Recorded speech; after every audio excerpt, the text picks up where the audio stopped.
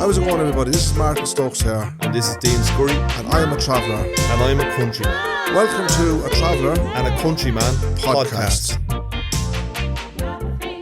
Episode 16, A Traveller and a Countryman podcast. And I think we're delighted to have Fr Peter McVerry in for the chat.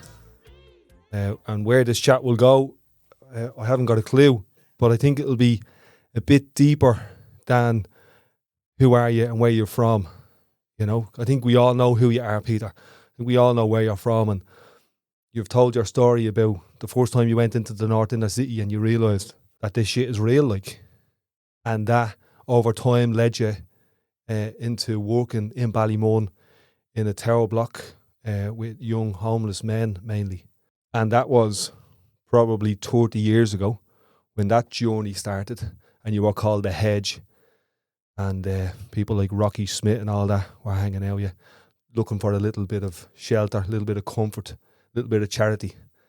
And since then, you've gone on to lead the way in homeless support. You've got a huge organisation that bears your name, the Peter McVerry Trust, which on a day-to-day basis, you probably don't have an awful lot to do with anymore, as you've said, because when you pass on, that still needs to run. So I'm going to stop there. I'm going to invite you just to say why come along and do this podcast? What's the purpose of doing these things? Because what's it going to change? Well, change comes about very slowly and in small little segments. And for me, change always comes about, effective change always comes about from the bottom up, not from the top down. So I would see a large part of my work as informing people, ordinary people on the ground, about issues in Ireland, and about trying to motivate and inspire people to stand up, to maybe protest, to lobby for change. So, yeah, I see it as very important that we engage with ordinary people, raise awareness, and encourage people to act. And what always intrigues me is why the need to do that? Why isn't the default mode charity? Yeah, there's different perspectives on seeing things. At the moment, there is a movement to try and suggest to people that because of the energy crisis, they stop paying their energy bills. Now, to me, that misses the point that the vast majority of people out here in Ballymun are on prepay power. Yeah. You can't stop paying your energy bills. True. Or you're in darkness. So people see problems from different perspectives. If you take the Irish economy, for example, one way of looking at the Irish economy is that it is extraordinarily successful. We have a surplus of tax this year of 6.8 billion. Yep. We have the highest number of people in employment that we've ever had in our history. And that's the perspective that a Minister for Finance, Minister for Public Expenditure, a Minister for Employment, that's the perspective they have. But if you look at it from the other end, I often say, why would a young person in this country who has completed a third level qualification or an apprenticeship, why would they stay in this country? Yeah. They're never going to own a house. They're going to be paying astronomical rents for very insecure accommodation all their lives. They're living in a country with one of the highest cost of livings in the European Union. Why would you stay? And indeed, many people are not staying. They're going off as teachers, as nurses, as doctors. They're going off to Canada, Australia, the Middle East, where they can enjoy a much better lifestyle. So you look at the Irish economy from that perspective, and I would almost say Ireland is a failing state, if not a failed state, because the contract that Ireland made with young people was, you stay in education, you get a good leaving cert, work hard, get a good leaving cert, go on to third level or an apprenticeship, work hard, get your qualification, and then we, Ireland, will look after you. Now, young people have come to realise they can do all that, but Ireland is not looking after them. Not looking after them. It's got nothing to offer them. So, two very different perspectives on the Irish economy, and I think we could translate that into any other issue. We could translate it into the housing issue and any other issue in Irish society. So those who are in...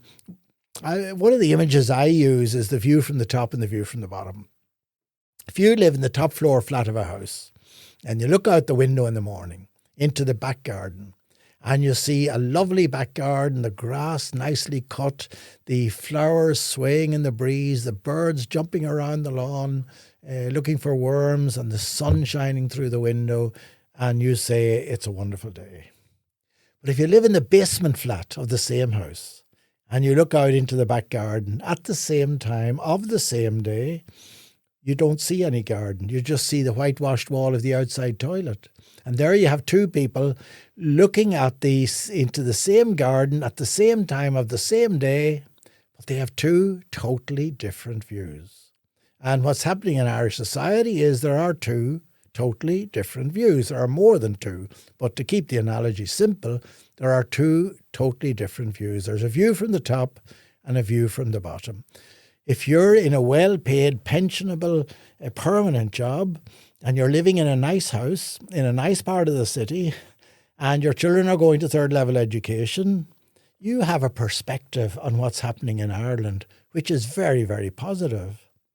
But if you live in a deprived neighbourhood full of drugs, your children are bored stiff in school, you have no hope of ever getting a decent job, you have a very, very different perspective on what's happening in Irish society. So how do we change that? We have to get the view from the bottom basement. We have to get that view heard, respected, which it isn't, and acted on. And the only way we can do that is by mobilising people who are in the basement, mobilising people who do not think Ireland is a great place to be, and mobilising them to seek to bring about change in whatever way they can, by lobbying, by protest, by marches, ensuring that their views are heard and that those who make the decisions are not exclusively looking at the view from the top flat. Yeah, but who cares about those people on the bottom? You know, why care? Why care? The system is set up for a certain group of people. You know, you can do the division across class or whatever, the big elephant in the room in Ireland. We don't talk about bleeding class. But, you know, why give a rat's about these people? Who cares? They do. Yeah, but why does anybody else from a different perspective? If you're in the gutter, so what? You're in the gutter. Right. The only way you can bring some of them will be motivated by a sense of justice and a sense of fairness. But the way you bring about change is to make life uncomfortable for those who do not want change. In other words, it has to be more beneficial to them to bring about the changes you want and to not bring about the changes you want. So mass protests on the street, we had that back in the 70s. We had a massive protest against tax. Tax took 1 million people out on the street. It brought about change. And was there a tax amnesty then, or was that at that time, or they just they lowered? Because I remember my dad was paying something ridiculous like 65 pence in the pound, and then they had an amnesty. They reformed the tax system. So I think what we have to do is to encourage people who are at the bottom of that society, who are neglected, who are ignored, whose interests and needs are not being met. You have to get them to mobilise, and you have to get which is a hard task, because those are the people who are in survival mode. That's right. You're living from day to day. You're trying to survive. It is very difficult, and therefore they need some support from people who are what we might call middle class. They do need that support. Well, I'm going to poke a hole in that thing, Peter. So why isn't it like that? What is it? What is the motivating thing? Like we talked last week, me and Martin sat in here last week, and we talked about pride, shame, greed. Damien Dempsey's line, greed is the knife and the scars run deep. Is it just greed? Why it's not set, why the status quo isn't the way we're suggesting that it should be? It's partly greed, but it's also largely blindness. I remember you mentioned I went into the inner city of Dublin in 1974. I went in to live in Summerhill. Two things shocked me. One was the conditions that people lived in. Much of the housing was old tenement buildings from the 1800s, divided into flats for families, no soundproofing between flats. In our flat, we could hear the news on the television in the flat below us perfectly clearly. The place was crawling with rats. The rats were the size of little kittens. And in some of those houses, there was one outside toilet for 8 families. Sounds like a traveller site I was up in the other day. Well, that absolutely shocked me. But what shocked me even more, I had been living in Dublin for the previous 10 or 15 years. And I knew about the inner city, but I was totally unaware. Where were you living? Of the conditions. Well, I was studying for the priesthood, and I was teaching in Belvedere College. But I was totally unaware of the conditions that people lived in. It was my ignorance, my blindness, your perspective, which shocked me most. And therefore, it was only when I went in and saw the conditions and lived in those conditions that I came to realise this is absolutely appalling and this must change. So I can understand that people are not aware of what they're living in, basically, of how other people are living. I get it. I get to live behind a gated community in Portmarnock, and if I never been to Ballymun, I could tell you stories, and you wouldn't believe them. Yeah. But I have the privilege of perspective of being in both worlds on the same day. Yeah. But there's one of you, Peter. There's one of me. You know what I mean? Yeah. Sorry, we have to do our little bit. If you live out in Foxrock, and you work in Ballsbridge and you shop in Grafton Street, you will never, ever encounter a poor person. That's right. Or a hungry person. You will never. So it's a totally different world, and you're oblivious of that world. You may encounter it from time to time. You may see a homeless person on the street begging, but you're oblivious basically to that world. And even when you do encounter it, you interpret it differently. You interpret it. This homeless person is a loser. This homeless person is a dropout. This homeless person is a drug user. It's his own fault or her own fault. They started using drugs. So why should we have any sympathy? So unless you, what I say, make friends with people who are poor, make friends with people who are on the margins. That's the key to change. That's the key to growing your awareness of what is happening in our society. And that kind of explains the embryo of this podcast, Peter. You know what I mean? Because I live in Ballymun. I used to play around with travellers when I was a kid, and then I was given a narrative that they're not to be played with. You know what I mean? Yeah. Based on Charlie's Hotty's anti-traveller acts or whatever, you know? But recently, in the last 4 or 5 years, I've realised that these people are in my community. And they're living in poverty. They're living, a lot of them, in conditions that you described there in Summerhill 30 years ago. And I made it my business to go and find out who these people are and befriend them. And Martin's my friend now. He's not just some traveller I do a podcast with. He's my mate. And my perspective has changed.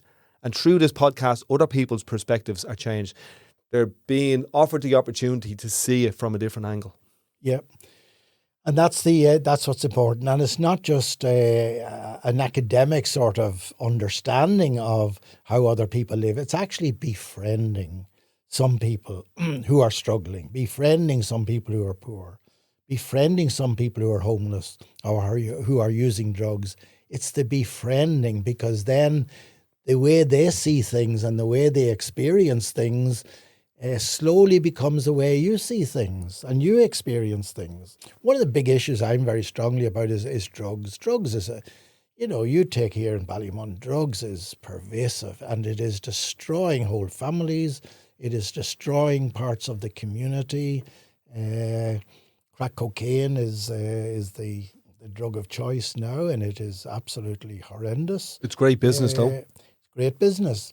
But if you're a politician, you're not living in an area where this is going on. Not crack, but you live in an area where there's a lot of cocaine if you're a politician. You might know a lot of middle class people who are using cocaine, but that's not the problem. They're using cocaine, but they're not out robbing to feed their drug habit. They're not threatening families who owe money for. They're probably increasing the rent on the properties that they own and doing sweetheart deals and brown envelope deals. So they are robbing. It's just not in the Ballymun on the street way of robbing. Yeah, so one of my criticisms is, if we need a huge increase in the number of drug treatment centres available, many parts of the country, there's no drug treatment centre available. I know somebody who's in Balbriggan at the moment. He has to come up to Dublin every day to collect his methadone. Peter, it was only about 15 years ago when politicians said, we don't have a drug problem in this country. Yeah. Are you joking me? Like on national TV, politicians who earn 70, 80, 100 grand a year going, there's no drug problem. They live in an area where there is no drug problem. They live in a fucking bubble. They live in an area where there may be drug use, but it's not a drug problem. Middle class people using cocaine, it may be a problem to themselves, but they're not a problem to the community. Yeah. And so they're living in an area where drug use is not a problem to the community, and they're oblivious of the need for a... However, it's, 70 to 80% of those who go into prison have an addiction. Going into prison. 70 to 80% of those who go to prison are from working class areas. Oh, absolutely. But they also have an addiction. And it is in society's interest to try and address that addiction by expanding the number of treatment centres that are available. Somebody goes into prison with an addiction. They get very little help in prison for their addiction. They come out again with an addiction. They're back into robbing to feed their drug habit. They're back into causing havoc for families, for households that they rob or that they threaten because their money is owed to them. From where I see things, I think it is absolute priority that we invest a lot of money in drug treatment services, and I think that would make a huge difference to the quality of life of many people in areas like Ballymun. In the 1974 Misuse of Drugs Act, some far-sighted civil servant put in a section which allowed judges to send people whose crimes were non-violent but linked to their addiction, to send them to a custodial drug treatment centre. That's 50 years ago now. We still don't have a custodial drug treatment centre. It's 2022. It's only last week that the guards and the people who run Electric Picnic have agreed we'll test the tablets that the kids are putting down their necks. We'll take them off them, we won't give them back, but we'll test them. You know what I mean? That's where we are in terms of our drug policy. It's like fingers in the ears, hands over the eyes, see no evil, hear no evil, la la la la la la la. And unfortunately, we in Ballymun and Finglas in Darndale and Coolock, we don't live in La La Land. Yeah. We live in bleeding reality. Well, with the Electric Picnic, there was an agreement that the guards would not stop anybody going to this site where they test drugs, nor would they be on the site, or nor would they arrest people who are bringing tablets to the site to be tested. So I think it was a very positive step, and it's been that way for a number of years. It wasn't just this year, but I think this year they made a big announcement of it, and they also people going in thought, I can get me drugs tested and they'll give them back to me, and then they realised very quickly. Well, what you do, you bring in 6 or 8 tablets. Yeah, you give them one. You give one. Very good. If you want drug advice, how to get your drugs into Electric Picnic, Peter McVerry has it. Brian, I'm going to bring you in because I know you were really interested and excited about having Peter come in today. Yeah, I was just wondering, going back to where you said about you were living in the town and in the tenement buildings, and how all literally the poverty was in them, like. That's going back 30 years now, is it? 40 years, is it? 40 years. 40 years. So you were only a young lad 74. I went into those buildings 74. What's that? Almost 50 years ago now. The year after I was born. 50 years ago. And those conditions continued up to 1980. It was only 1980 that they demolished the Summerhill, the Sean McDermott Street, the Gardner Street, the Foley Street. The tenements. Yeah. And interestingly, Those were very visible tenements. Dublin City Council tenements, very visible. They demolished them all. But the tenements haven't gone away. The tenements are now to be found in the private rented sector. Yes. And they're invisible. You walk down a road, you see a lovely house, lovely front door, 8 doorbells beside the front door. You don't know what's behind that. And some of the apartments I've been in are absolutely horrendous. You go down North Circular just Street, as bad. and it's just like that. North Circular Street, or North Circular Road, all the way to the park. Yeah, it's all like that. It's all flats. It's all flats. Many of them are lovely. And we've all known the stories of 10 Brazilians in a bleeding bunking up in one room. Well, many of the flats would be lovely. I mean, very suitable to live in. But the problem is, you just don't know. You don't see them. And so the tenements today exist, but they are invisible. What do you mean? You don't see it? That's even more dangerous than visible tenements, because visible tenements can generate an anger and a desire to get rid of them. Invisible tenements can't generate anything. They're all hidden behind landlords and bells, and you just can't get in and have a look around, and there's not much way to regulate that kind of market, And you can't complain. If you're in one of these appalling, I've been in them with exposed electric wires, mould on the windows, no heating that's adequately working. You can't complain. Because if you complain, the fear is the landlord will throw you out and you become homeless. You can't even complain sometimes to the Residential Tenancies Board, because if the apartment you're living in is under an estate agent, you have to bring a complaint to the Residential Tenancies Board against the landlord, and you have to provide them with the landlord's name and address. But if you're dealing with an estate agent, you don't know the landlord. The estate agent doesn't have to give you the landlord's name and address, nor does they have to give it to the Residential Tenancies Board. There's nothing the Residential Tenancies Board can do. So is there nothing that the government can do about it? No. Well, they're supposed to inspect. They're supposed to inspect all private rented accommodation. Yes. And in fairness to Dublin City Council, they do inspect a good proportion of them. Yeah. Many local authorities don't inspect any or very few. They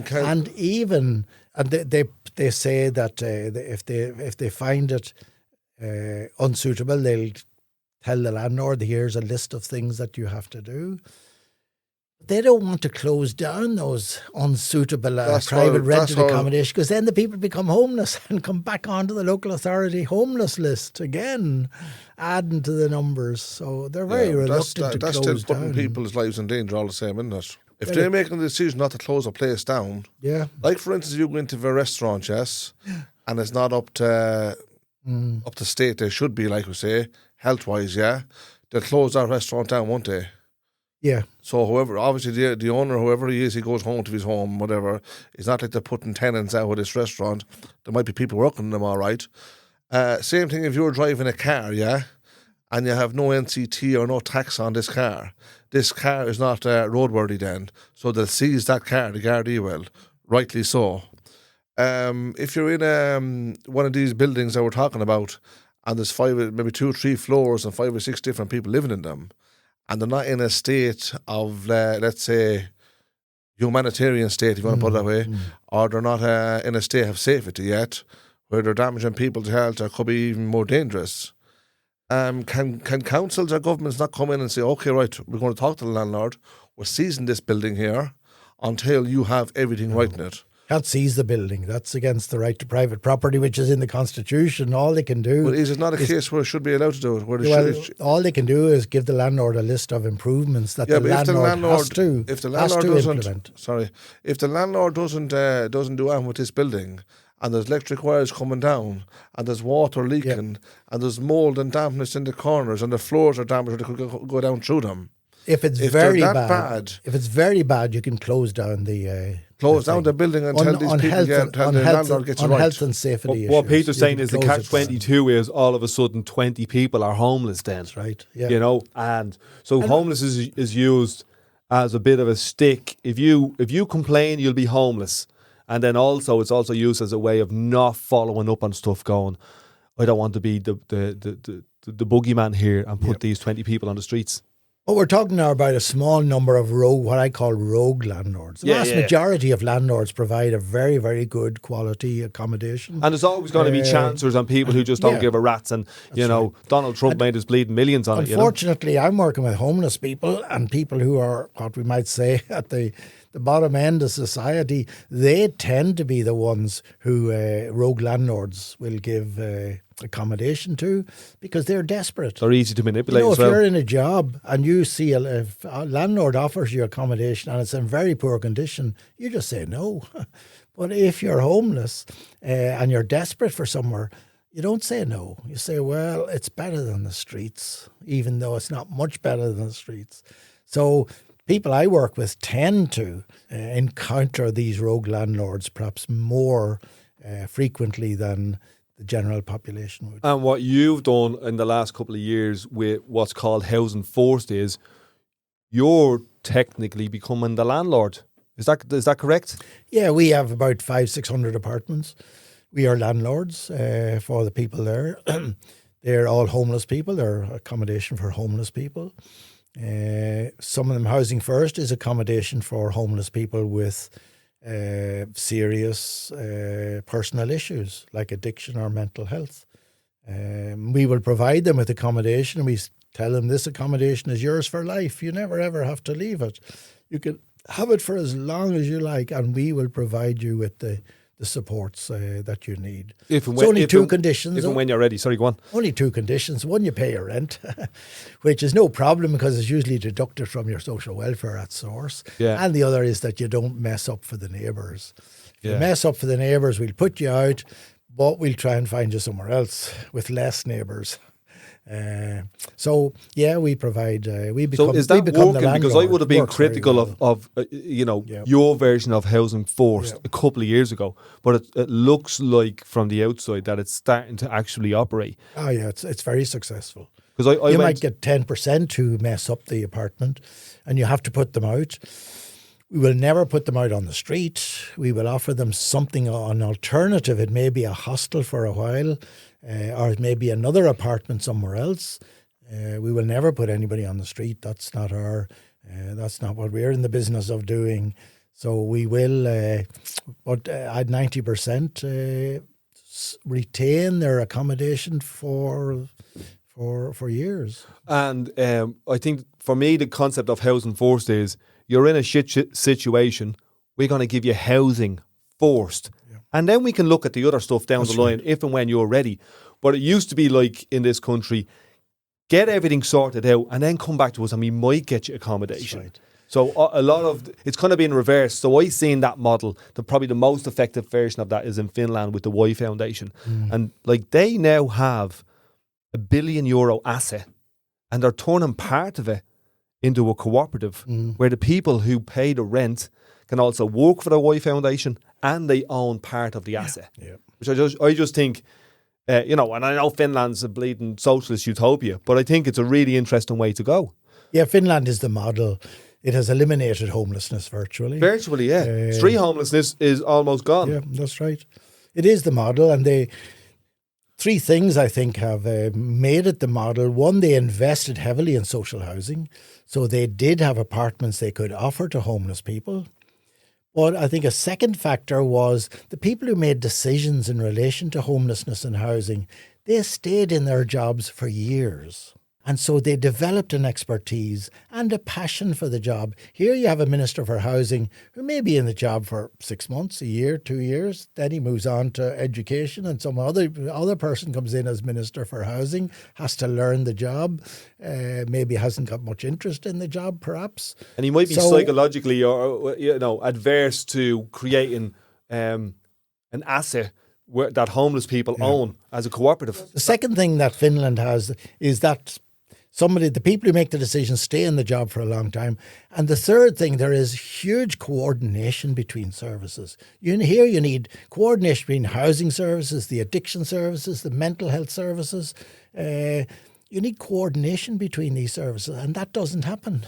Everybody's in their own silo doing their own thing. I'm going to beg to differ for a second because it did happen for 12 months during the corona with Austin, with Dr. Austin O'Carroll. Yeah. pulled it together and he showed we can do this, lads. Sorry, I remember being in the Y Foundation and I said to him, "Where do you get your money from?" And he said, "See those one-armed bandits in all the shops all over Finland?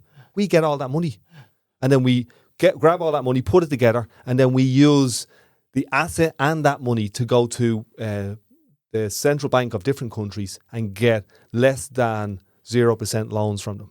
So we run this as a business, but it's a cooperative business model. Yeah. It's stunning. Like I was nearly crying my eyes out listening to how simple it was. We have no imagination here. Nobody's thinking outside the box. Nobody has any creativity. I mean, you look at the housing situation over the last 15 years.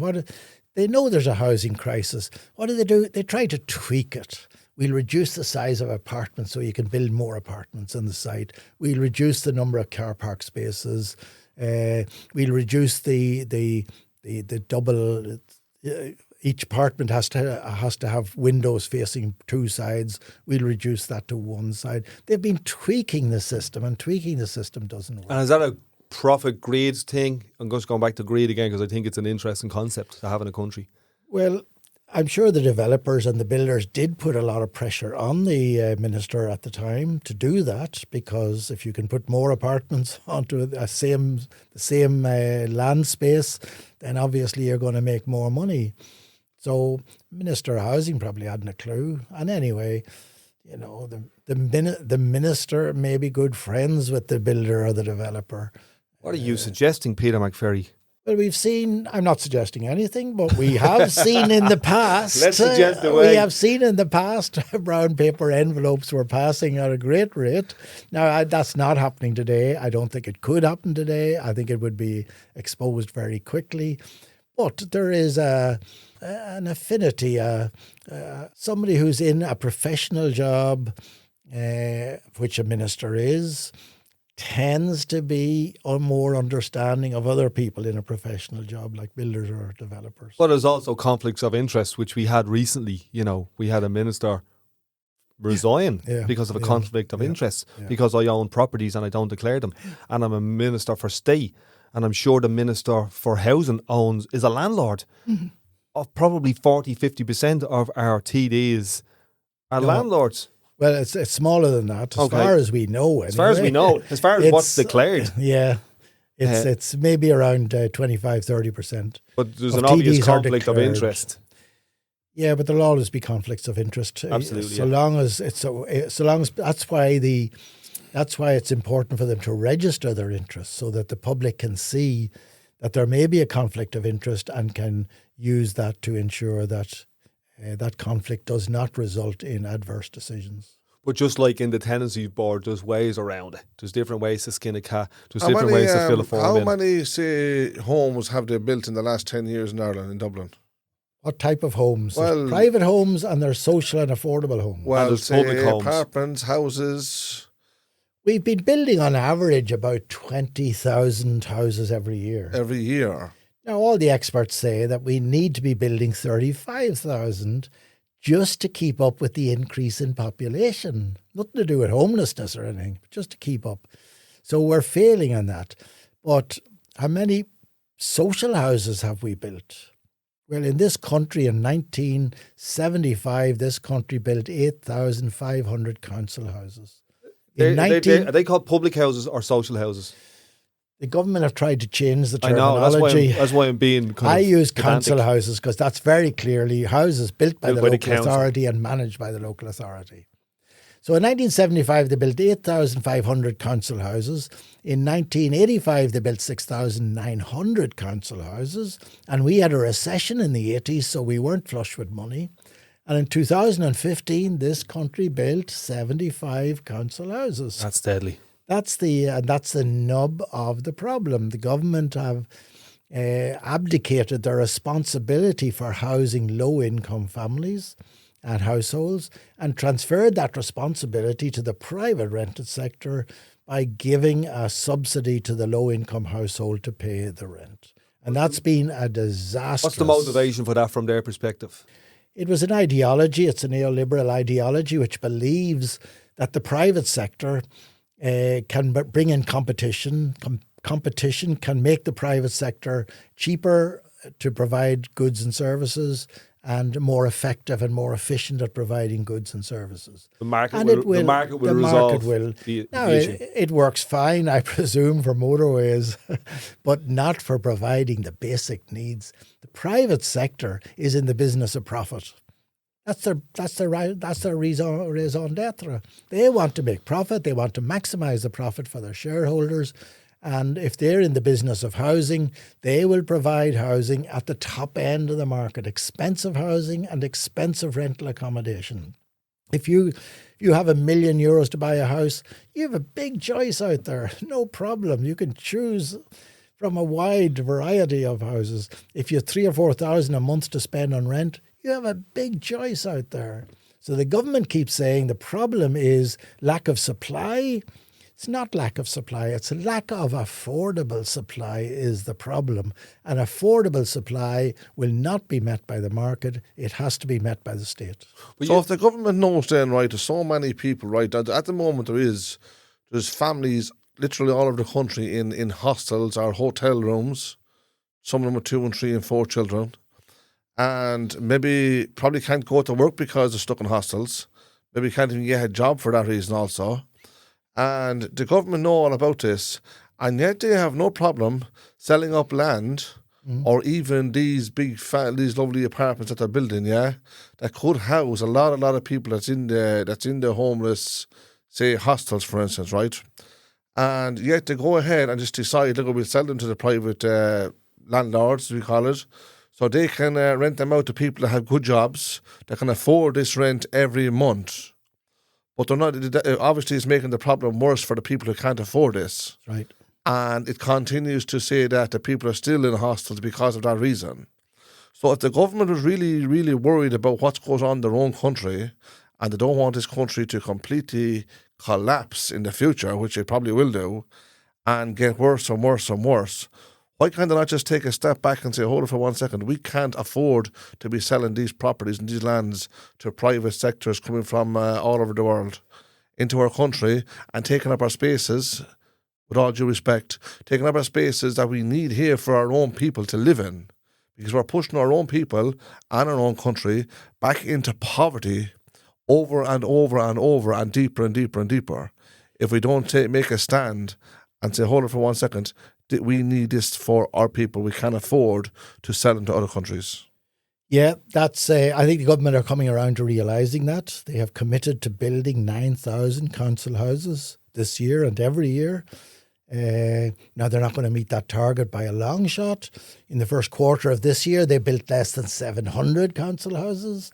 They'll probably end up at the end of the year with maybe 4,000, 5,000 council houses, but still well short of the target.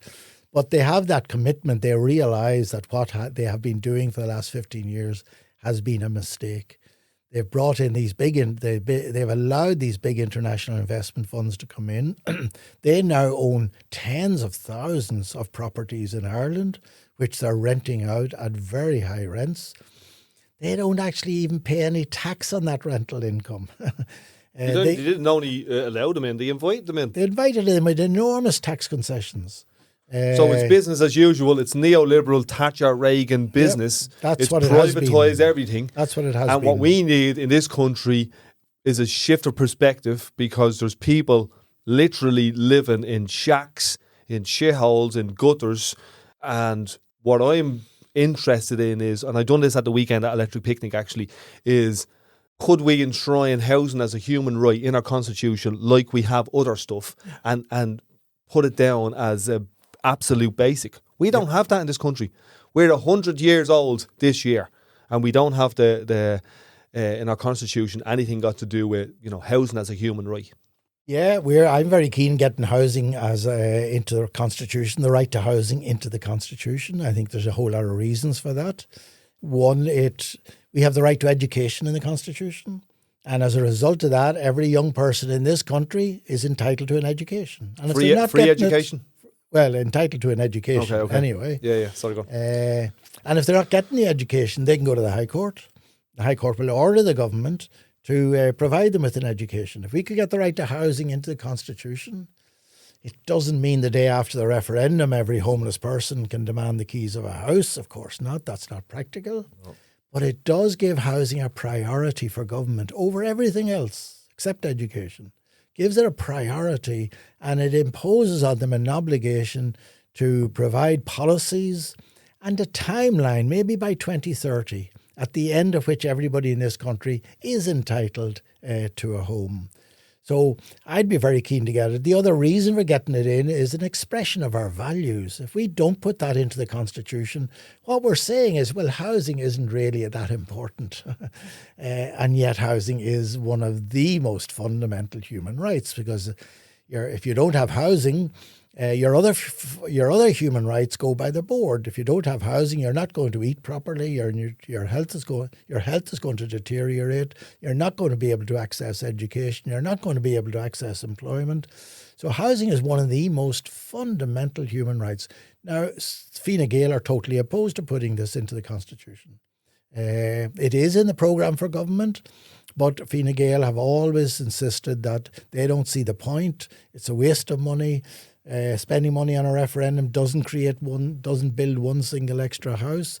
They're opposed to it, and their primary reason for opposing it is they don't want unelected judges telling the politicians what to do. They've had a handy number, them and the other lads, for 100 years. Yeah. For 100 years, they've had the reins of this country, and they're shit scared of losing that power. That's the bottom line of it. And well, if they're not providing the basic needs of people, then I think, yes, let's bring in the judges. Let's bring in the judges to tell them that they have to provide the basic needs of people. And I reckon that I'm going to do a conservative estimate that there's 100,000 people on their arse in this country, right? If we add up all the people in hostels, hubs, homeless, just probably 200,000 people. And all we need is 200,000 people out on the streets, and it's game over. You know what I mean? We done it for water as a nation. All we had was 180,000 people at some of those marches, and we done it. And that's really all we need. And we're not far from it. And with the work that I do and the work that you do, highlighting the need for a referendum on housing, I think we can pull it off.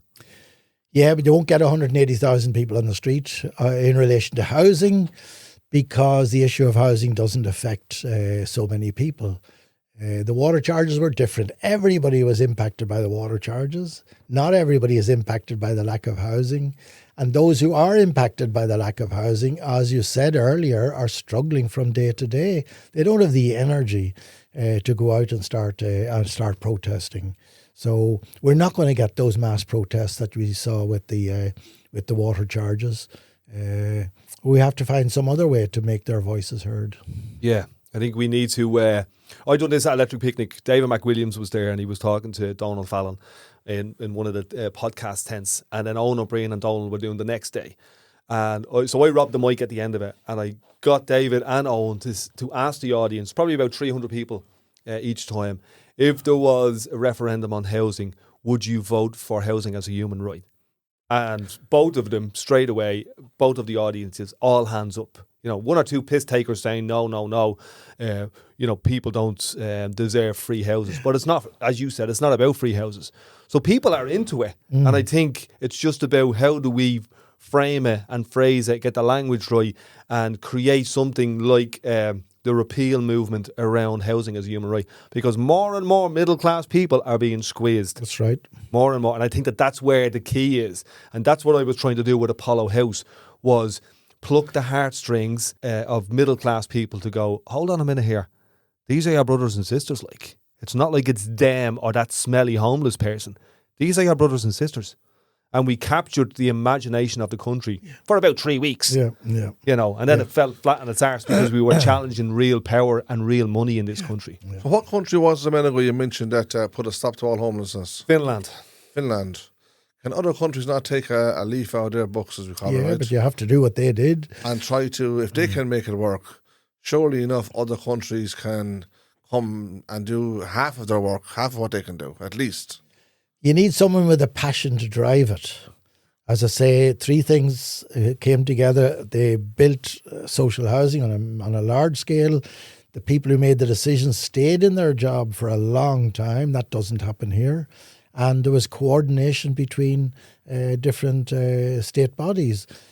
Getting state bodies to work together is extraordinarily difficult. Nobody wants their little comfort zone to be interfered with, so that they have to do things differently. So the addiction services work away, the mental health services work away.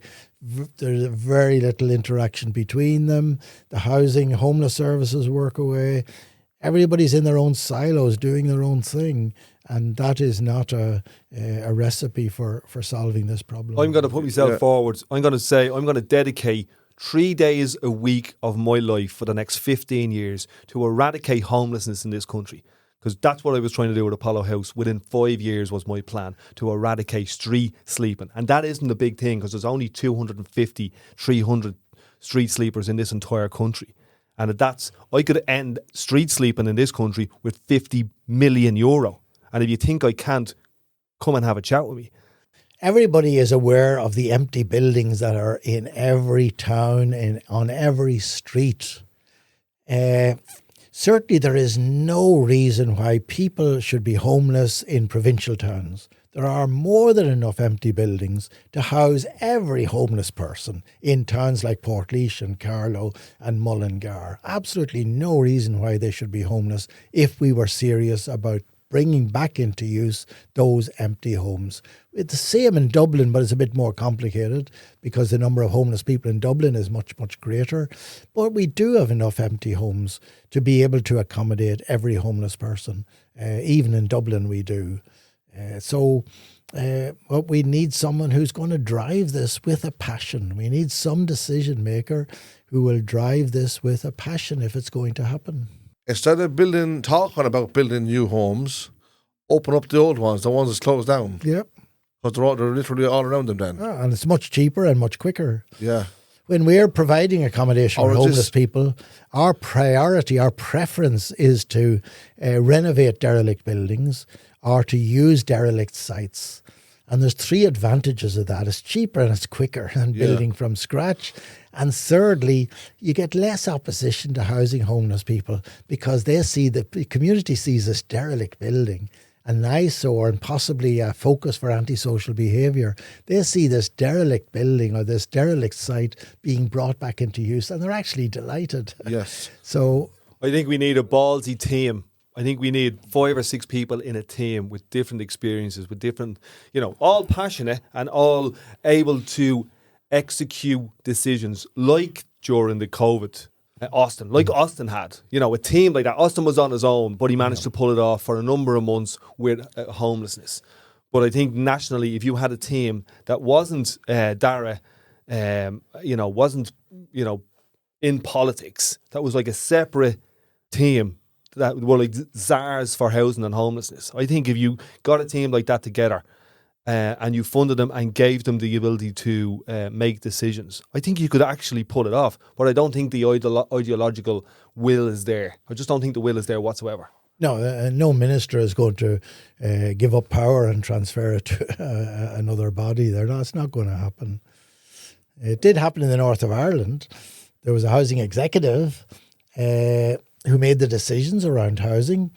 And the reason and that was non-political, the reason they did it was that they didn't trust either the unionists or the nationalist politicians not to gerrymander the housing issue if they were in charge of housing. So they gave it to a neutral body, the housing executive. They made the decisions and the politicians had no say over it.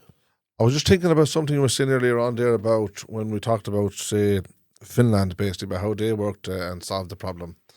You were saying about certain persons staying in their jobs for longer because they knew how to deal with the situation, basically. They learned a lot about it, yeah. Well, that reminded me a little bit of Dublin City Council when they're dealing specifically with the travellers. I don't know what happens anywhere else, but we've noticed it anyway. For the past 15 or 16 years, we've been trying for, say, group housing where we live on that site. And there's 30 bays on the site. So we're looking for 30 as you call it, group housing, a scheme. It's like a scheme thing, yeah? So yes, they were promising to do them over and over and over and over. But the one thing that they were doing was to send in somebody to literally deal with us and get to know us and talk about the situation, get to understand what was going on in our area, basically, where we live. And then we'd have meetings, come to agreements, and we're nearly at the, let's say, at the edge of the mountain, if you like. Nearly had the deal sorted, like, right? And all of a sudden then we'd hear, such a person is moving to send somebody else in. And this was happening over and over and over. And the most we ever got out of one person to deal with the situation would have been about between a year and a half. So then that person was gone. Then they sent somebody else in. We'd have the same meetings over and over again. And then when we feel like we're getting progress again, they take that person away again, put them to a different office, and send another person out to do the exact thing. But it took us a long, long time to realise what was going on with them. And then, of course, there come also all sorts of excuses to push this thing back. So when the pressure then was rising, which we had a lot of strong meetings, a lot of talks about it, and when the pressure then was building up on this particular person to deliver, as we call it, they'd say, look, I'm going out here next week. Or before you'd even know it, someone else was in there. Right, what's the situation here now? I need to get to know this one. I need to get to know that one. I need to find out more about this. And we'll be explaining to them, look, Dublin City Council already know these things. They know the situation around here. They've known it for the past 15 or 16 years, even more. But that was strongly with our meetings, like, you know. So talking about people staying in their jobs for longer, getting to know the situation, and maybe do a good job on things. But no, that was the case. To get moving and moving and moving and moving along. So we were at square one all the time, even when we thought we were getting somewhere, without realising that we were still on square one the whole time. Yeah, and it's very frustrating, and it makes people very angry. There was a lot of anger. There was a lot of They anger. poured honey in your ear, Martin, and you fell for it, you sucker. Yeah, we fell for it over and over. There was a lot of anger. Yeah. A lot of anger with the residents on the site. Of course there was. Because they've been promised this and promised that. And again, as we told them, we weren't looking for mansions on the hill. We weren't looking for the champagne and caviar. We were just looking for basic living homes.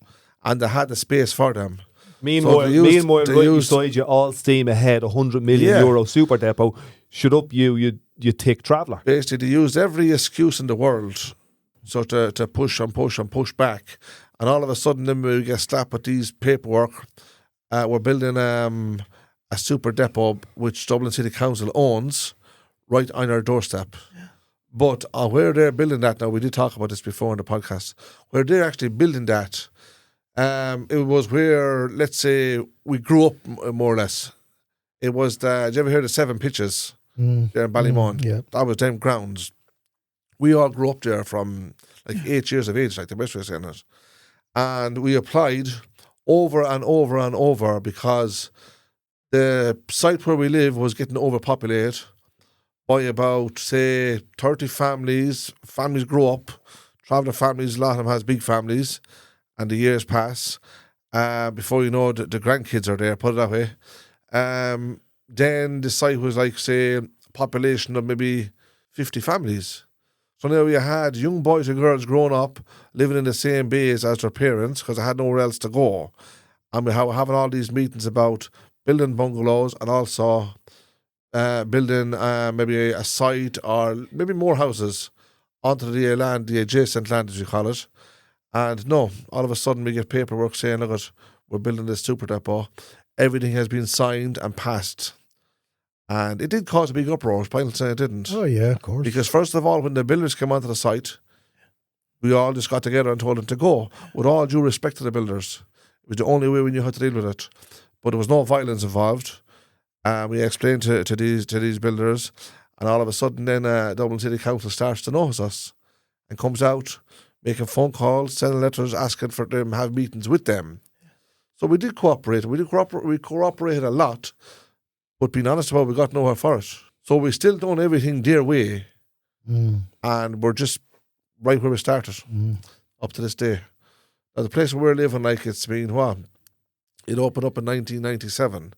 So this particular site took us 25 years.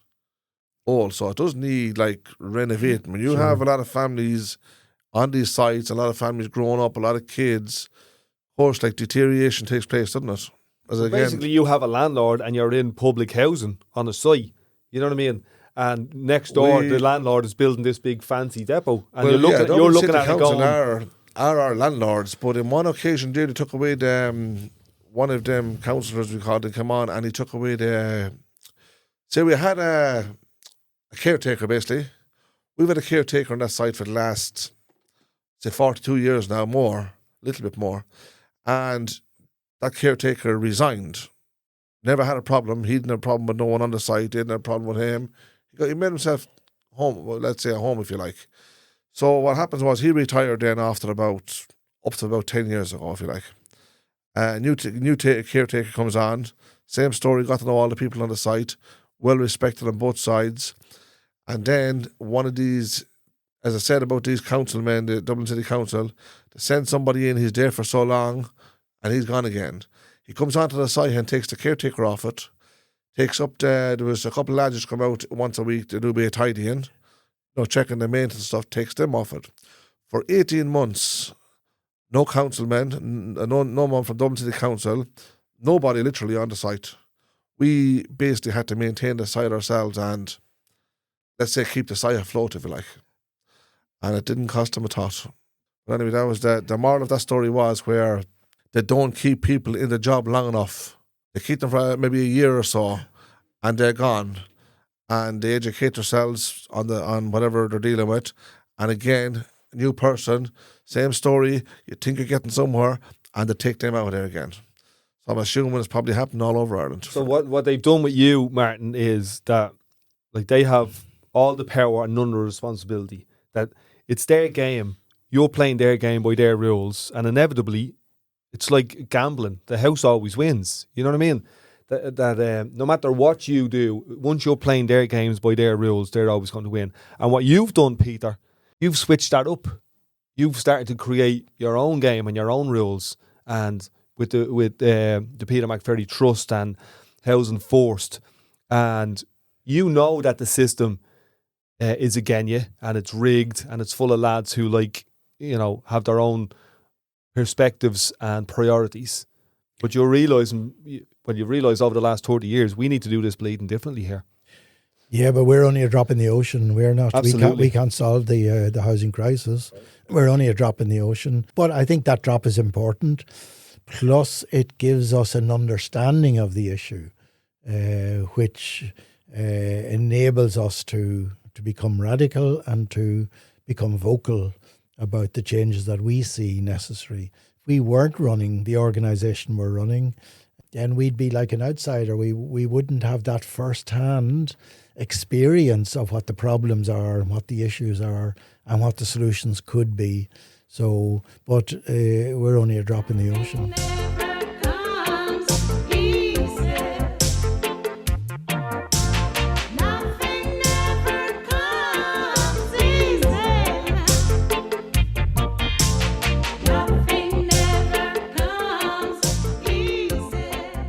Peter, you don't mind asking one or two little questions, no? Yeah, go on. What encouraged you to become a priest? You were very young when you became a priest, is that right? I joined the priesthood when I was 18. Why? I don't know, is the answer. My father was a doctor in Newry, a small little town at that stage. And when he started off, he didn't have an assistant or a partner to share the load with him. So he was on duty 24/7. I would often hear the phone going in the house at 2 o'clock in the morning. My father would get up and go out and see a patient. Never complained.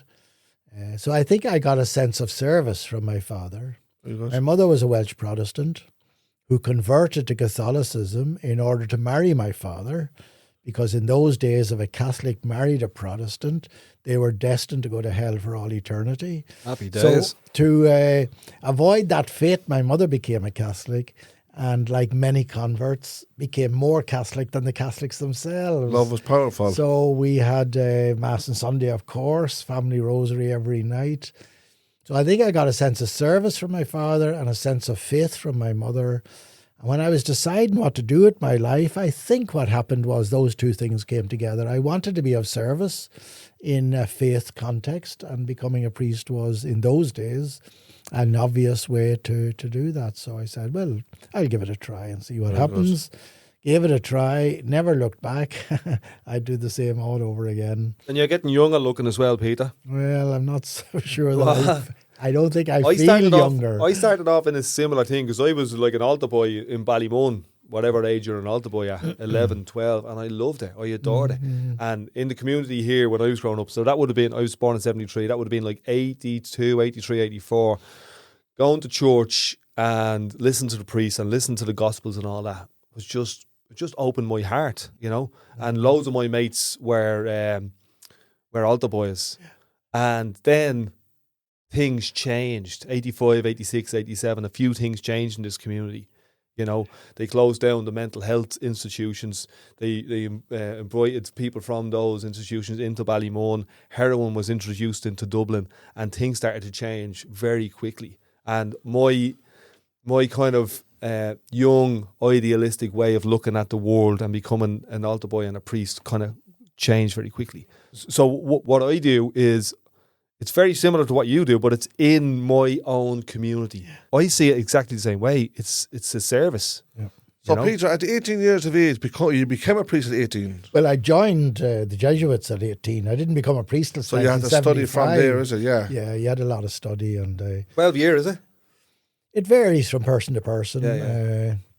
I did a noviceship 2 years. Then I went to college. I went to UCD. I studied science, chemistry and maths for 4 years.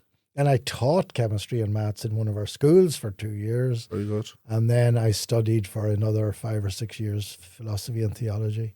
Then I got ordained as a priest. Brilliant. So the other question I want to ask you as well, yeah? This is not interrogation now, it's only a chat. All right. What encouraged you to become involved with homelessness? That was a big step. That happened by accident. Yeah? I was in the inner city of Dublin, as I say, living in the tenement buildings there. And the unemployment, apart from the lousy housing, the unemployment rate was about 80%, because inner city people worked on the docks beside them, loading and unloading ships. And then when containerization came in and the cranes did it all, they lost their jobs. So a young person growing up in the inner city, often living in those appalling conditions, no hope of ever, no expectation of ever getting a job. No. So what was, they said to themselves, what's the point in staying on in school if you're not going to get a job? So the issue that hit us, first of all, was young people leaving school early. Many of them were leaving school at the latest by the age of 12. They were hanging around the streets all day long. Many of their parents were unemployed, couldn't afford to give them money. So what were they doing? A little bit of robbing. And by the time they got to 16 and 17, they were doing an awful lot of robbing and going to prison. So that was the issue. So we opened a youth club for the kids in the area. We opened a craft centre. They could make lovely crafts, and we were able to. When you say we, basically, did you take this upon yourself? Well, there were 3 of us living there, but I was the one who was running. 3 this. priests, Jesuit priests. Yeah, very good. Yes. Yeah, but I was the one who was running the service. As it were. You were taking control of the situation. The others had work elsewhere outside of the inner city. So we opened a craft centre, and we were able to employ some of the young people who were making the crafts, and we'd sell them to the shops in town to pay their wages. Brilliant. So I did that for a few years, and then I came across a kid sleeping on the street, 9 years of age. So we said, look, we have a youth club, we have a craft centre, we have employment schemes, let's get a house and open a little hostel. So we did. We got a house, we opened a hostel for 6 boys up to the age of 16. Lovely. Why boys? There were no girls in the streets back in the 70s. That only came later. So I had the hostel, said I'll run this for a couple of years, then I'll go off and do something else. And the young people were leaving the hostel at 16 and a half, and they were going back on the streets because there was nothing for them. So we opened, I was living in Ballymun then because they demolished the inner city. So I asked Dublin City Council for a flat to use as a hostel for the over 16s. So to my surprise and to their regret ever since, they gave me a 3-bedroom flat, and we started using that as a hostel for the older age group. The numbers grew and grew. We often had 14, 15 young people sleeping in a 3-bedroom flat. So we had to get another house to take the overflow. And the drug problem came. 14, 15-year-olds injecting heroin. So we had to open a detox centre. Then we had to open a drug-free house for those who had finished the detox. And the Child Care Act came in and we had to separate out the under-18s from the over-18s, so we had to open another hostel.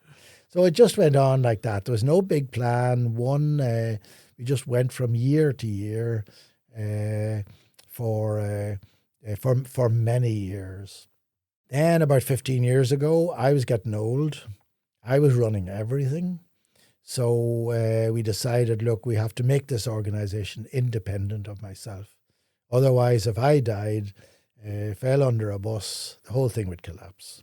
So we brought in a CEO, Pat Doyle, who's absolutely fantastic. And he brought in an admin team. And he has expanded the organisation enormously. Very good. Way beyond anything I could do.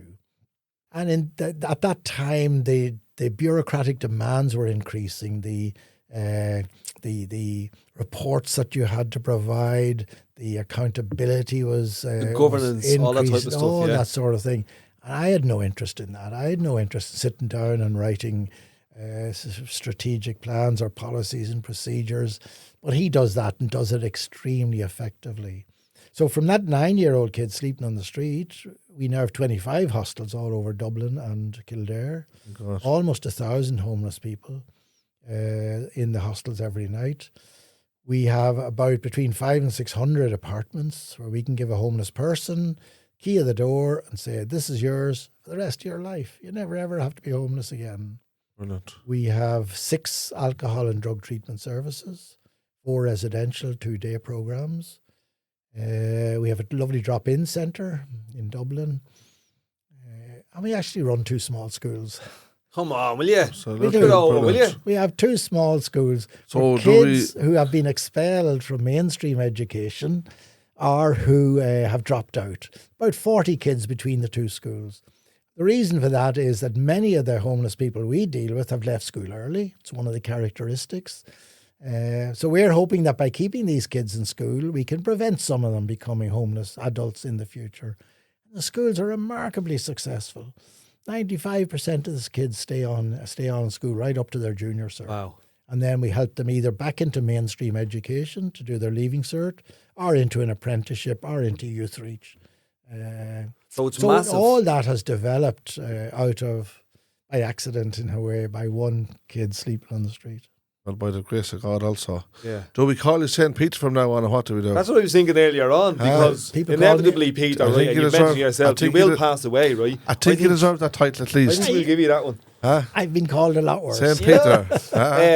Here, I was there thinking, somewhere. I just talk to people about housing and homelessness and what perpetuates it and all this. And I would have said out loud before, sure, all the organisations like Focus and the Paul and Peter's Place, they're keeping the homeless thing going because they've got so many bleeding staff now working for them that it's in their interest to keep it going. Now, I know that that's naive. And I know that eventually what you're trying to do is create this model or this asset where we can eliminate, homelessness. But there is an awful lot of staff that you pay that if homelessness ended tomorrow could potentially be out. Some of them. Well, we have 500 full-time staff. Wow. But we have told the government we will not open any more hostels. Hostels are not a solution to homelessness. No. Hostels get people off the streets, and that's important. Yes. But our business now is providing homes for homeless people. And so we will expand the number of apartments and houses that we have every year. We'll add maybe 200, 250 every year to our stock of apartments and houses and give homeless people a key of the door for life. Key and a So- contract. There you go. Get in. Yeah, absolutely. So that's our focus. That's our priority. So we're in the business of eliminating homelessness. We'd love to close the hostels in the morning if we had enough apartments to house everybody in. So do we need more Father Peter McVerrys in the government office or what? We need government policy to change. We could do And a I think referendum it is as well. slowly changing. If the government realise that this housing crisis could potentially throw them out of a job at the next election. Yeah. Is that taking the bleeding long enough to realise that? Yeah, but they do realise. When it. is the next election, Peter? Well, it's not till 2025, or is it 2024? No, 2025, I think. So Micheál Martin had 2.5 years, and Leo Varadkar will have 2.5 years as Taoiseach, so that's 23, 24, 2025. Is that coalition? Because I remember when I was doing Apollo House, and then there was the election after it, and the number one thing on the agenda was housing and homelessness. And hopefully I had a little bit to play in that and raising the awareness of the country, which forced Fianna Fáil and Fine Gael to get into bed together, which opened the possible pathway for Sinn Féin or someone else to come in, because the two parties had the reins for 100 years and have almost, from our perspective, driven into the wall. And I think that's where we're at the moment. And the work that you're doing to highlight this, and possibly a referendum and all that type of stuff, is going to be great. But I think it's just like Dublin City Council pouring honey in Martin's ear. If we don't have a change of ideology, we're going to be just, using sticky plasters for the next 10 years. There is a slow change in ideology. We're not a lot like England. I mean, Liz Truss now in England is the arch neoliberal ideology. She's just like privatize everything. Privatize everything, deregulate everything, lower taxes.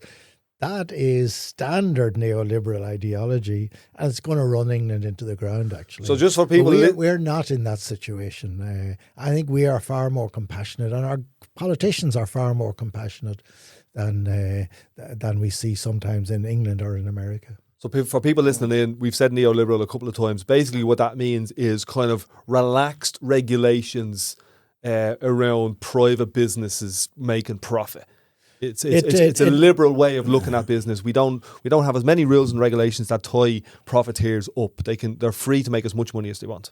Yeah, neoliberals want to reduce government action, reduce government spending, and increase private sector. And on the basis the private sector can do things better and cheaper and more efficiently than the public sector. That's the basis of that ideology, and there's some truth in that. You see what the government runs things, make a mess of it. But ultimately, for basic needs, for people's basic needs like housing and health and education, the state must take responsibility.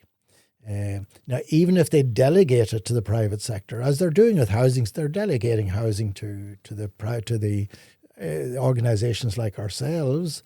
Even where they do delegate, because we can run services much better than the state can, even where they do delegate services to groups like us, they must retain responsibility for funding and for standards.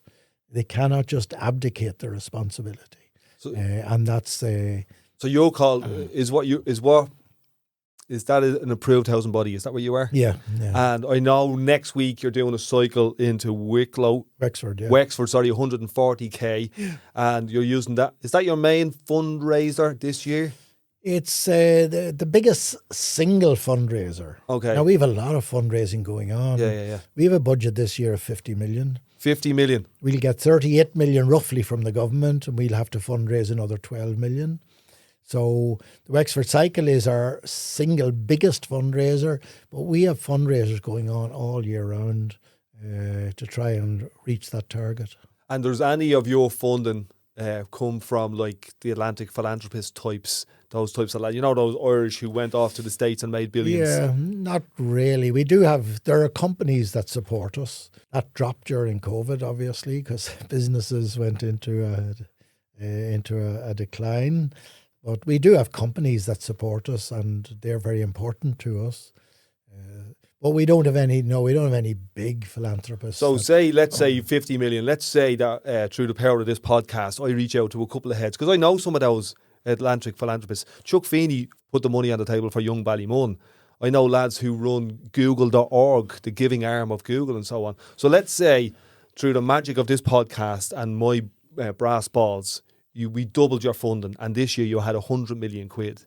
What do you do with it? We build, buy, or lease apartments. That's where we're going. It's providing apartments and houses for homeless people. And you grow anything that asset. anything like that, we will invest in house building or house renovation, bringing houses back into use. That's where the bulk of our money does go at the moment. apart from the running costs. The running costs, obviously, of hostels and that are pretty expensive, but whatever capital money we get goes into buildings. That's not just fantasy. Like when we done Apollo House, we got a phone call saying, there's 15 million quid here. Do you want it to take that building over? You know what I mean? So there are lads out there with a lot of money, and reaching out to them is something that is possible. And they do want Irish society to become that thing that we're looking to have, where we're a bit more charitable and compassionate, and we're helping people, putting a hand out to help people out of the gutter and so on. But I just think we need to ask for it. We need to say it. We need to sit down with those lads in LA with all that money and go, here's the plan for the next 10 years. And I think we need to apologise for asking, because the state should be doing this. Absolutely, 100%. Homeless people should not depend on some rich guy providing money to house them. Homeless people shouldn't depend on, communities running coffee mornings to try and raise the money to house homeless people. They shouldn't have to do that. The state should do it. So when I'm asking for money, I often apologise. Say, look, you shouldn't be giving us money. And I shouldn't be asking you for money, but we're not getting enough from the state, and therefore we have to ask you. But I'm sorry, it's not your responsibility. It's the state's responsibility to provide housing for homeless people. Phrase goes, if you don't ask, you won't get. That's true. I've no problem asking. I will ask. I have no problem asking, but always conscious that you shouldn't have to ask. Yeah, and like have a bit of humility. Have you ever thought, Peter, when say going back years now when all this started and you're saying about the 8-year-old boy in the street, have you ever thought, like, say maybe a few years later, that like, what did I get myself into here? Like, is it too much for me, or is it too much pressure and stuff like that? As probably it grew, no support at the time either. Like, as it grew, it was. It was very tempting to stop and walk away. It was scratched the head like a tin getting cheese. Bigger and bigger and bigger, and I was saying, can I cope with this? Can I manage this? Yes. But you just went from year to year, see what needed to be done. And you built relationships with homeless people. And you can't just walk away. You have close relationships with some homeless people. Yeah. And you can't just say, look, I'm sorry, I've had enough now, I'm off. You can't do that to people. It's like so you keep going even when they're going. It's like a situation tough. where there's no turn back. Like, yeah. You can do it, just that you don't. People do it. Well, yeah. It is part of the human condition to make temporary relationships with people for your own benefit and then walk away.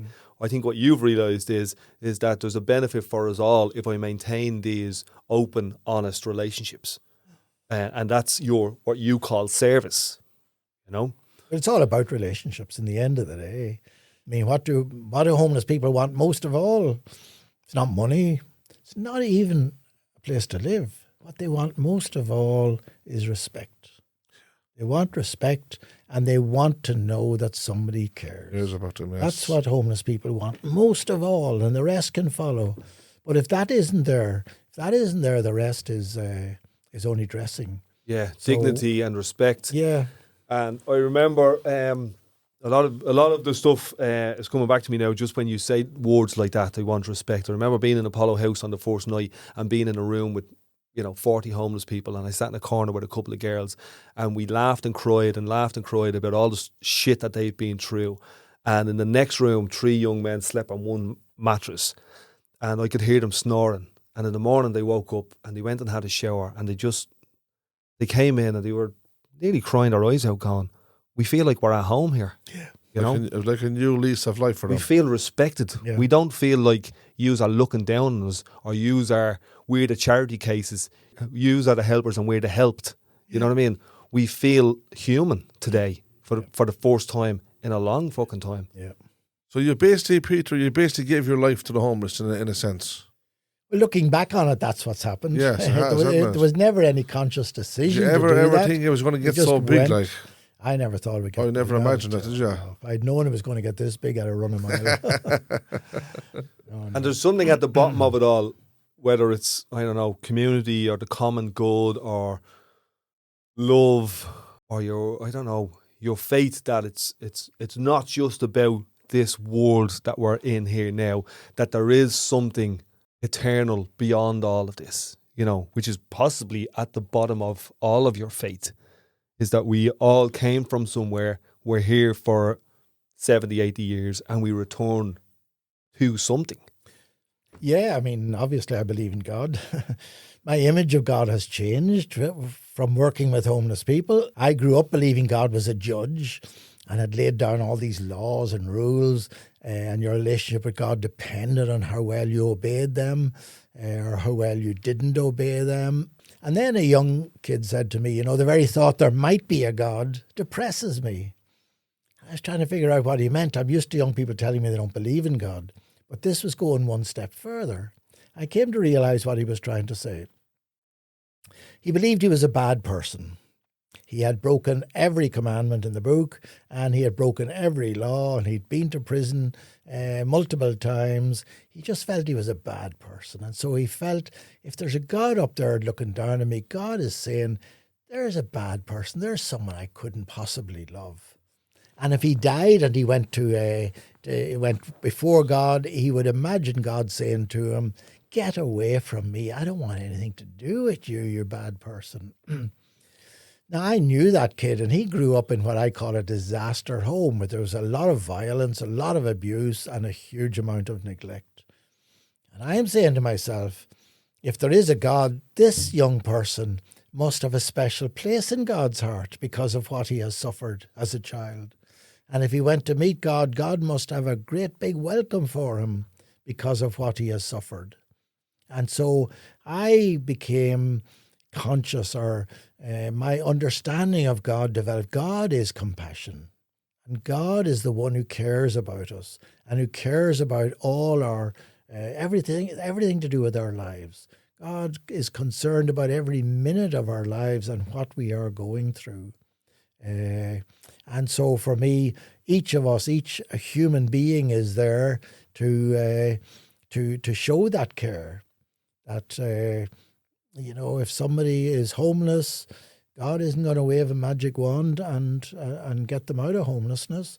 No, that's what we're there for. It's up to us to reach out to people who are suffering, to reach out to people who are in difficulties, to reach out to people who are lonely.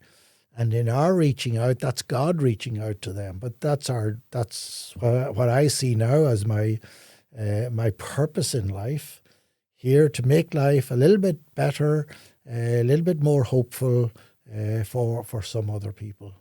And if you can do that even for one person, that makes your life worthwhile. Buddhists say reduce suffering in the world. Yeah. Yeah. God is love. God is love. Love and compassion. We've heard this numerous times in the church where he says, look, you are my eyes, you are my words, you are my hands and my legs. And he gives us the guidance to do what's obviously right. No, God comes to us. We make that good God decisions. comes to us in disguise. As a Christian, I believe that this little child, born in a stable, poor, homeless, vulnerable little child, was the presence of God to us. And as a Christian, I believe that this man, a criminal hanging on the cross, was the presence of God to us.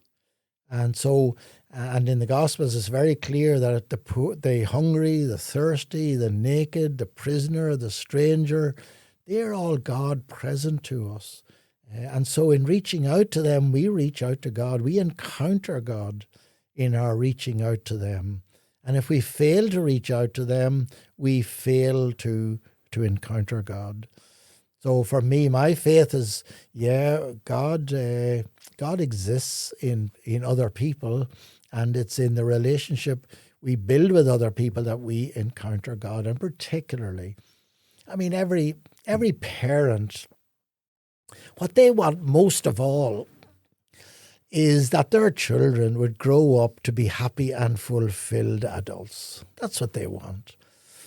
Now, each human being is a child of God. And God wants exactly the same. God wants every human being to grow up into a happy and a fulfilled person.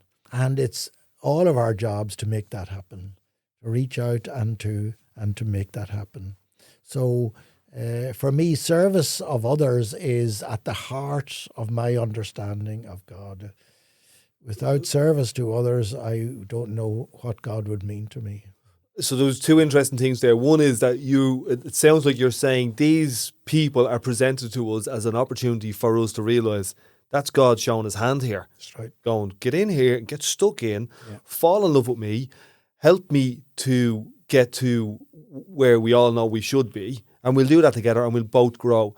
So in some way, the other thing that came to my head was that there's grace, what I call grace, which is the presence of God in that suffering, you know? And sometimes we look at suffering going, I don't want any more of that suffering. But actually hidden in it, in the matrix, in the code behind it is, here's an opportunity for you to grow your heart, to be more compassionate, to come closer to what you call God, what I call love.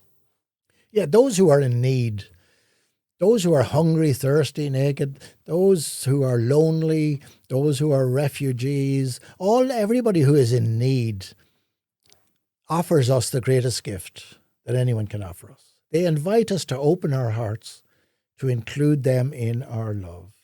And if we open our hearts to include them in our love, then we become more loving persons. And therefore we become more like God. And no one can offer us the gift of becoming, and no one can offer us a greater gift than the gift of becoming more like God.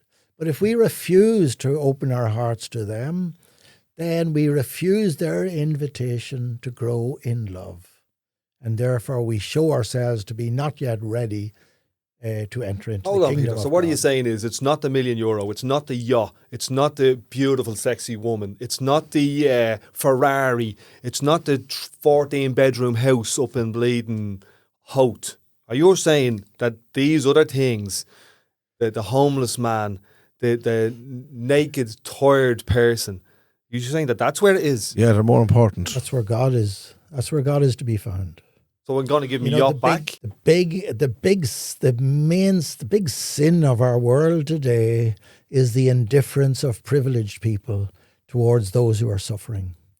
They can pass them by, they can see them, but it's the indifference. It's the blindness, the closed eyes that doesn't see the pain and the suffering, and doesn't want to see the pain and the suffering because that would involve doing something about it. It's that indifference is the big sin of our world today. I remember Pope John Paul, this is getting very Catholic-y and all that, and I know, not everyone has the same relationship you or Martin might have with the Catholic Church, especially in Ireland, especially growing up in the 70s and 80s. But I remember I was like 6 when Pope John Paul came here in 1979. I had the flu and I couldn't go. But I remember being inspired by what he says, going, the big sins here is consumerism. And it's kind of similar to, you can have the watch and the house and the fancy clothes, and that's where your value is, and disregards your community, disregards your family. Just be a standalone man with your own millions, and you'll be sorted. Yeah, I remember when Pope John Paul came as well. We were running a hostel for those kids up to the age of 16. We decided we'd go to Galway for the youth mass. So we got them up about 4 o'clock in the morning, got into the minibus. We had a great time on the trip down to Galway. Then we got into position. As soon as the Pope came, kids all fell asleep. And after he was gone, they woke up and they had a great time on the bus on the way back. And that's where it is. That's where it is, because it's like the parent going, I can't meditate, these kids are wrecking me head. Well, be with your kids. Yeah. That's where that God is, or that peace that you're looking for. It's not in you going off and just doing the service to yourself. And, it's in the people around you. It's right in front of you. If you could just open your eyes and change your perspective, it's right there in front of you. The Pope came through Ballymun the last time he was here. There's a great photograph. Two lads standing outside the Towers pub, thumbs up like that to the Pope, and the Pope's like that out the window. I'm going to stick it up on our Instagram, actually. Brilliant. It's a cracker of a photograph. Yeah. Because the Pope knows where the realness is. It's in Ballymun. Yeah, when Pope John Paul came, he went through Sean McDermott Street. And they painted, Dublin City Council painted Liberty House, which faces Sean McDermott Street. But they only painted the two sides that the Pope would see. Yes. which was first of all a slap in the face to the local residents. You're not important enough to paint the whole place. Anyway, the Pope came down, Sean McDermott. He was meant to stop off in the church in Sean McDermott Street and meet some of the local people, but he was running late. He had a meeting with the politicians up in Dublin Castle or somewhere, and so he didn't stop. And it was really, inner city people felt really let down. Disappointed. You would have badly. had to turn up to that Magdalene laundry, and then the beans would have been spilled. Then you know what I mean. If he knew where he was, because Sean McDermott Street in an Irish context is an interesting place. Magdalene laundries and all that type of stuff. He was a great pope, though, wasn't he, Pope John Paul? He was what? He was a great pope, wasn't he? He was in some ways. In other ways, he had his faults. Yeah. Like yourself, Peter. We all have. I like the idea of I have a cramp in my leg. He's I'm a had to saint, do a isn't he? 70k cycle and my legs are cramping up. I'm going to leave this in. I'm sure the Pope, like the Queen, God rest her, everywhere they went there was a smell of bleeding fresh paint. You know what I mean? Yeah. One side of the street painted. Good cartoon of Liz Truss meeting the Queen the day before she died. And Liz Truss was saying to the Queen, I don't think you're going to last very long. And the Queen replied back, I don't think you are either. Yeah, absolutely. I don't know too much about it. I'd be interested in seeing where they go as a country now that their lead monarch has passed. That Yeah. King Charles sounds like a bleeding dog to me, to be honest. Well, Queen Elizabeth had the affection of the whole nation. She was quite an extraordinary person. Charles doesn't have the same impact on people. They don't have the same affection for him as they. So I'm not sure. I think the monarchy could start to dissolve. Yeah, and with like the stuff around Philip and all that type of stuff, I think it's an interesting point in their history. And just like Fianna Fáil and Fine Gael, they've had long enough. Yeah. You know what I mean? Maybe it's time that we have a different setup in this country and in that country, and throw the dice in a different direction and see, can we get closer to compassion and community and charity again? Do you know many travellers, Peter? I wouldn't say I knew many. I've encountered many, all right. Good or bad? I know, very good. Yeah. Very good. I mean, a lot of number of traveller organisations have asked me to talk at things that they were organising. Very good. I mean, any of the travellers that I have encountered have been great. I think that's important, that get out the stories. We need to get out the stories of travellers who have succeeded very well, and homeless people we need to change that perception. Yeah. So we need to highlight travellers who have become social workers and teachers and Senators, community organisers and we need to highlight that. And many homeless people have done very well for themselves. I'm constantly getting people coming up to me on the street saying, I was in your hostel 15 years ago, did me the world of good. Now I have a lovely job, I have a lovely home, I have a family.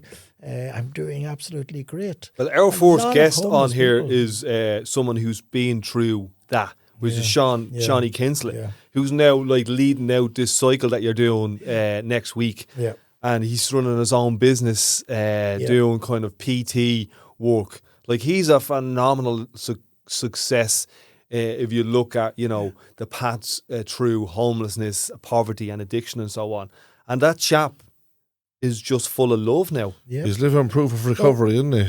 So a lot of people have very negative attitudes towards travellers, towards homeless people, and we need to change that perception. And it's just perspective. It is. You know what I mean? Just perspective. Where are you standing? Because their only encounter with travellers or homeless people is in the crime pages of the local newspaper, where a traveller or a homeless person is causing havoc.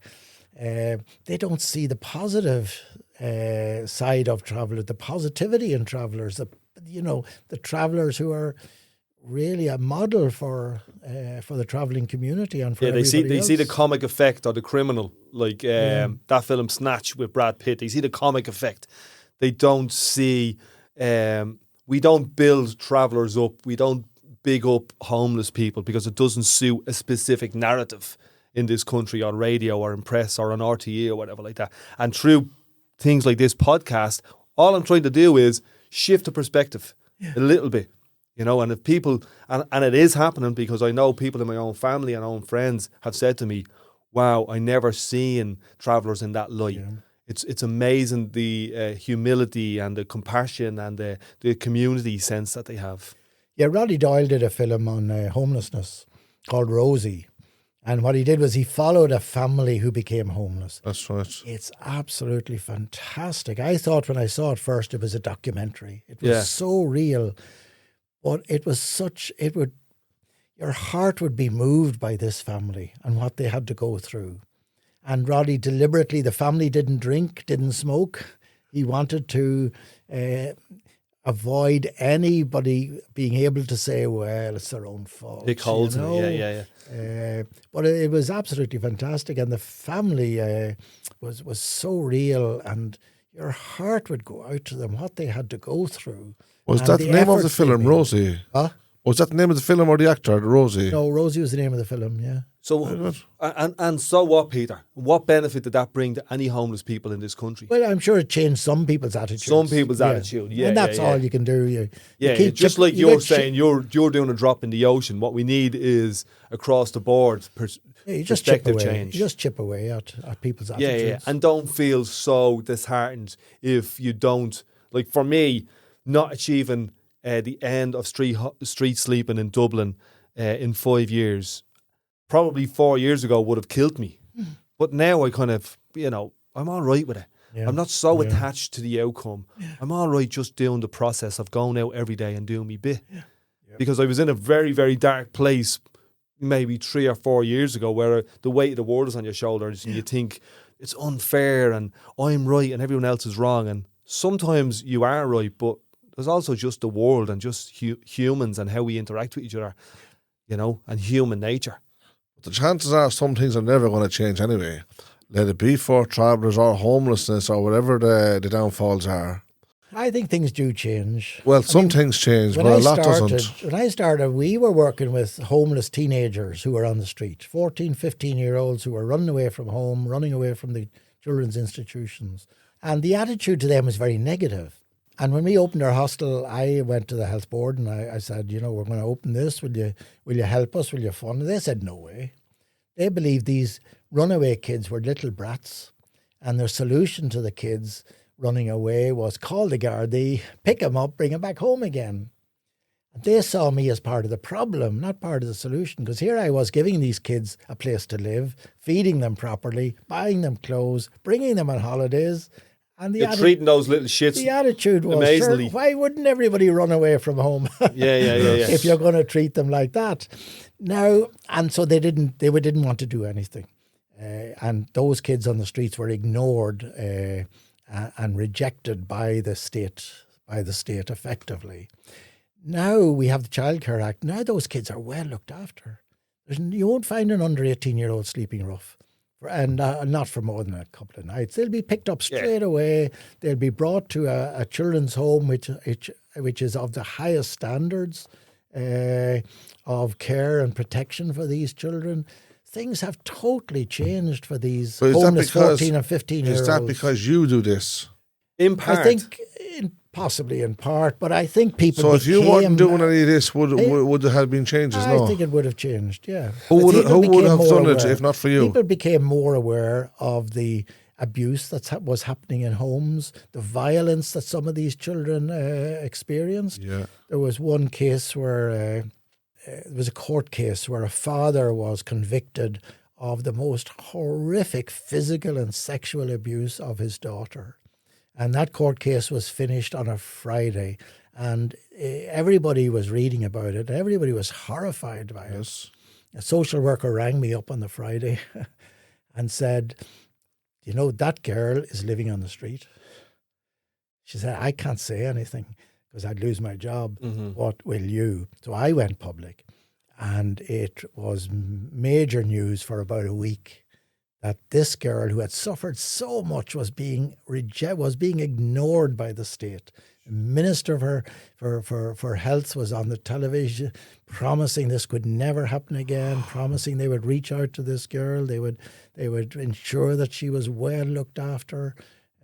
So I think the general realization of the of the horrors that were taking place in some family homes led to a sympathy for these kids and an understanding, no, they shouldn't be at home.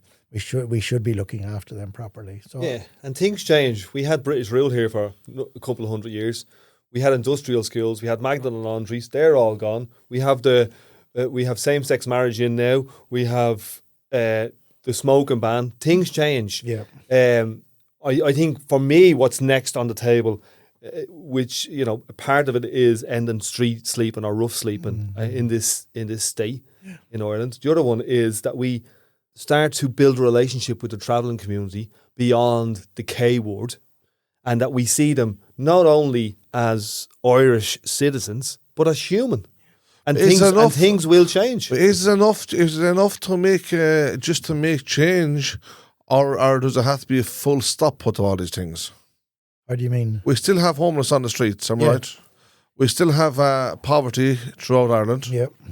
We still have again. If you want to talk about travellers, I'm not talking about travellers here. I know it's a different thing we're talking about, but it's part of it. Travellers are still being discriminated against. Yep. They're still being, let's say, looked down upon. A lot of travellers, not every traveller, a lot. As I said before on this podcast, it's not just travellers. A lot of travellers are living in poverty, but also a lot of the settled community are living in poverty too. Yep. So, yeah, there is change, but is this small? I'm not concerning yourself, Peter, because we all know you're a legend in what you do. Is this change enough, or is it, or do we need a full stop to all of this?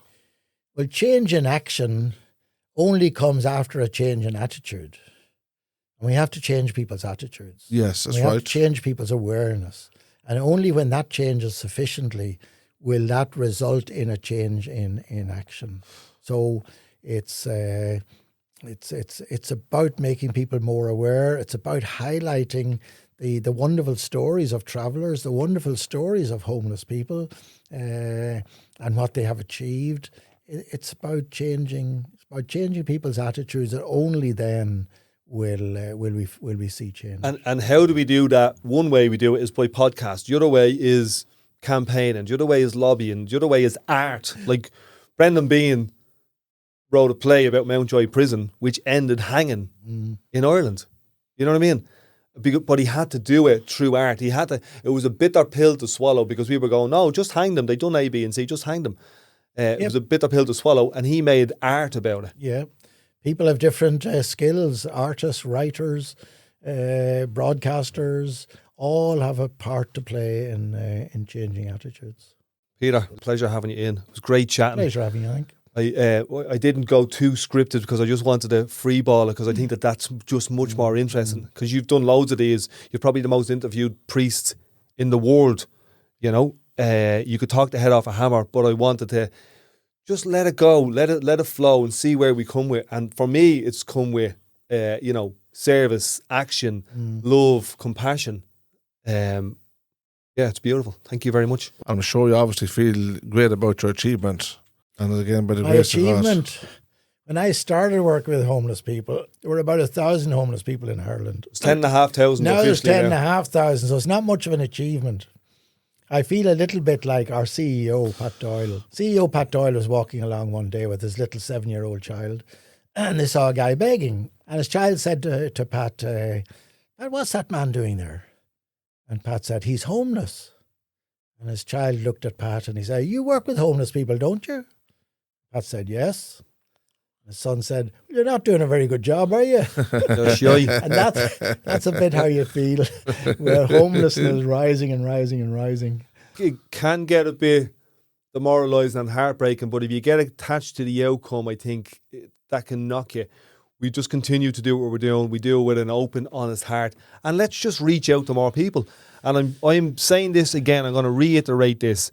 Lads, yous have billions out there. Come and have a chat with me and Peter, and let's, as Martin's saying, let's draw a line underneath this shit.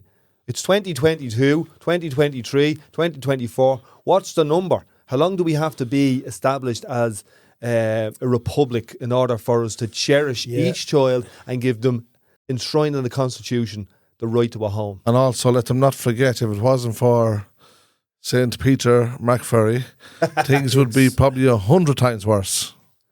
Money is part of the solution, Yeah. but it's only part of the solution. Absolutely. Homelessness is a political problem. It has to be solved politically. One way, as I say, we've been talking about getting the right to housing into the Constitution. Yeah. The other thing is during COVID, the number of homeless people dropped by about 2,000. How did that happen? Because there was a ban on evictions from the private rented sector.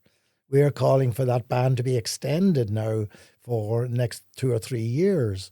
When that ban was lifted about 9 months ago, the number of homeless people is going up and up and up and has now reached record levels.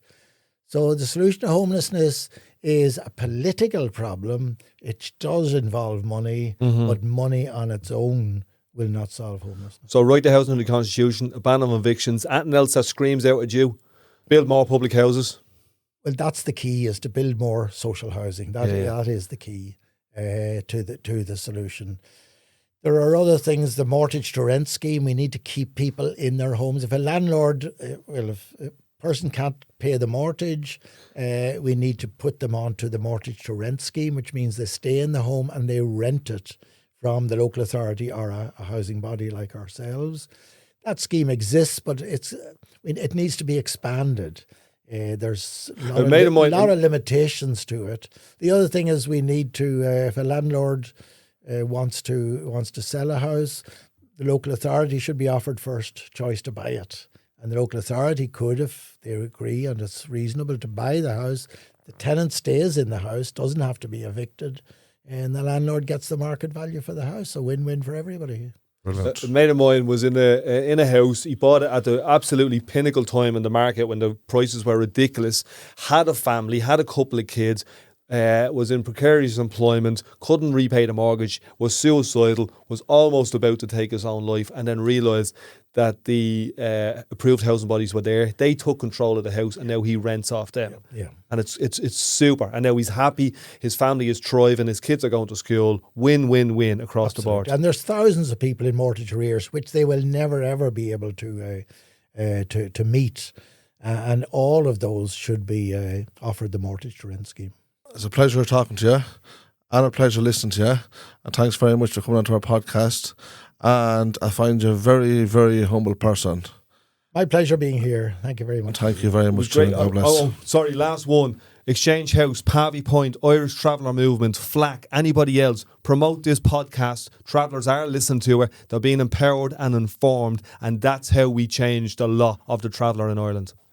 Peter, episode 16. Traveller and a countryman. God bless.